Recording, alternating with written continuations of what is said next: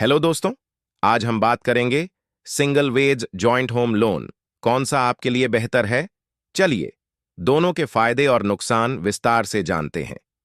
Single home loan. अगर आप अकेले होम लोन लेते हैं तो बैंक आपकी इनकम, क्रेडिट स्कोर और रिपेमेंट कैपेसिटी के आधार पर लोन अमाउंट तय करता है। फायदा: प्रोसेस सिंपल रहता है, डॉक्यूमेंटेशन कम होता है और आपको पूरी प्रॉपर्टी पर अधिकार मिलता है। नुकसान: अगर आपकी इनकम लिमिटेड है तो लोन अमाउंट भी कम मिलेगा, ईएमआई का पूरा बोझ अकेले उठाना पड़ेगा और टैक्स बेनिफिट्स भी सिर्फ एक व्यक्ति को मिलेंगे।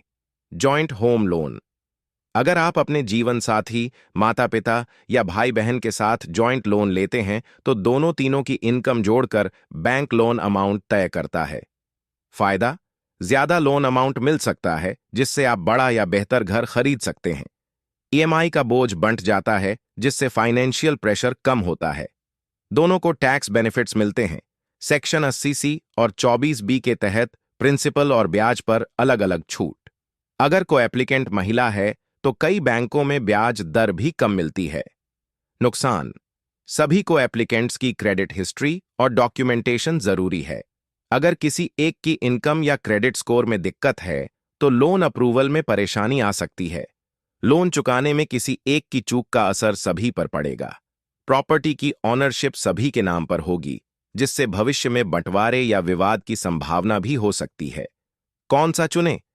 अगर आपकी इनकम अच्छी है, सिंगल लोन लेना आसान और सीधा है। अगर आप बड़ा घर लेना चाहते हैं, ईएमआई शेयर करना चाहते हैं या टैक्स में ज्यादा बचत चाहते हैं तो जॉइंट लोन बेहतर है। जॉइंट लोन में ट्रांसपेरेंसी, भरोसा और सभी की जिम्मेदारी जरूरी है। अपनी फाइनेंशियल स्थिति, परिवार की जरूरत और भविष्य की प्लानिंग के हिसाब से सही विकल्प चुनें। उम्मीद है ये इंफॉर्मेशन आपके लिए हेल्पफुल रहेगी।